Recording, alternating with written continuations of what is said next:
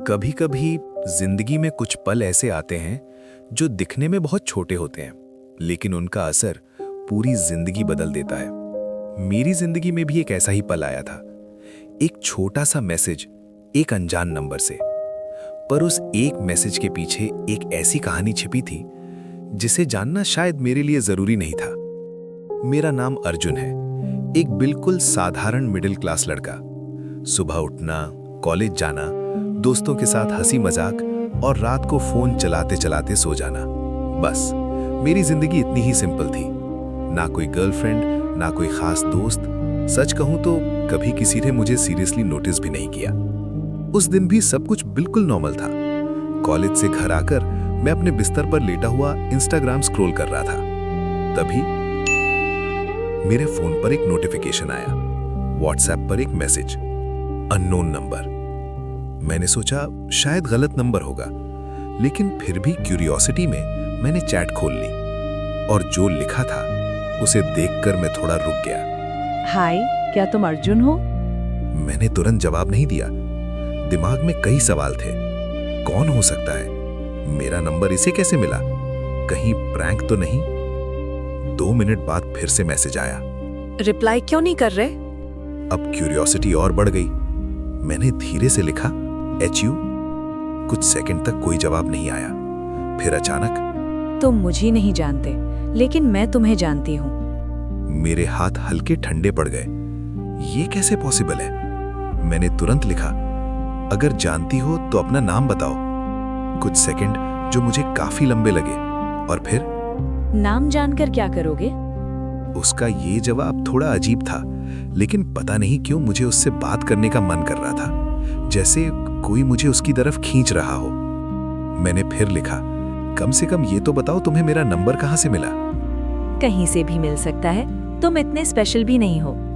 उसका जवाब थोड़ा रूड था, लेकिन साथ ही थोड़ा फनी भी। मेरे चेहरे पर हल्की सी मुस्कान आ गई। मैंने सोचा चलो थोड़ा टाइम पास ही सही। अच्छा, अगर तुम मुझे जानती हो तो मेरे बारे में क्या जानती हो? और उसका अगला मैसेज मेरे लिए पहला झटका था। तुम आज क्लास में लास्ट बेंच पर बैठे थे। मेरा दिल एक पल के लिए रुक गया। ये इसे कैसे पता?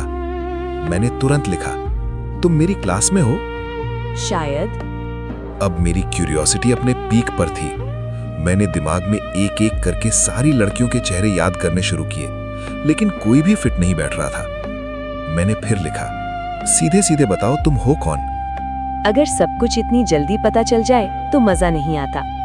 उसके शब्द बहुत सिंपल थे, लेकिन उनमें एक अजीब सा अट्रैक्शन था, जैसे वो मुझे अपने खेल में खींच रही हो। उस दिन रात तक हमारी बातें चलती रहीं, कभी हंसी, कभी थोड़ी सी सीरियस बातें, लेकिन एक चीज कांस्टेंट थी, वो अपनी पहचान नहीं बता रही थी। रात के लगभग 1 बज रहे थे। मैंने सोचा अब सो जाना चाहिए। मैं सो रहा हूँ, गुड नाइट। और हाँ, कल तुम ब्लू शर्ट पहनना, तुम पर अच्छी लगेगी। मैं चौंक गया। मैंने कब बताया कि मेरे पास ब्लू शर्ट है? उस रात मैं सो तो गया, लेकिन दिमाग में बस एक ही सवाल घूम रहा था, वो है कौन? अगली सुबह जब मेरी आंख खुली तो सबसे पहला ख्याल वही था, ब्लू शर्ट। Blue shirt.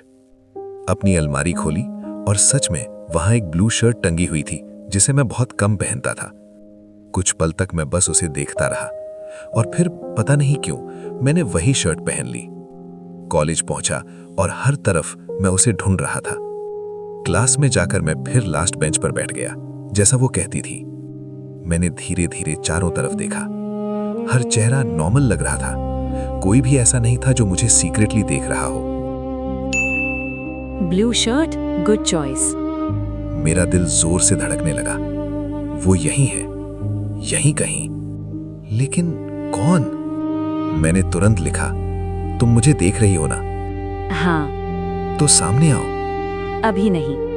उसका ये जवाब सिर्फ एक रिप्लाई नहीं था, एक चैलेंज था, एक मिस्ट्री थी, और शायद मेरी जिंदगी का सबसे बड़ा ट्विस्ट भी। उस दिन के बाद मेरी जिंदगी कभी नॉर्मल नहीं रही। एक अनजान लड़की जो हर वक्त मुझे देख रही थी, मेरे बारे में सब जानती थी, और फिर भी मेरे सामने नहीं आ रही थी। और अब मुझे उससे मिलना था, चाहे कुछ भी हो। लेकिन मुझे नहीं पता था कि मैं जिस रहस्य के पीछे भाग रहा हूं वो सिर्फ एक लव स्टोरी नहीं थी, वो कुछ और ही थी। अगर आप जानना चाहते हैं कि वो लड़की कौन थी तो एपिसोड 2 जरूर सुनना।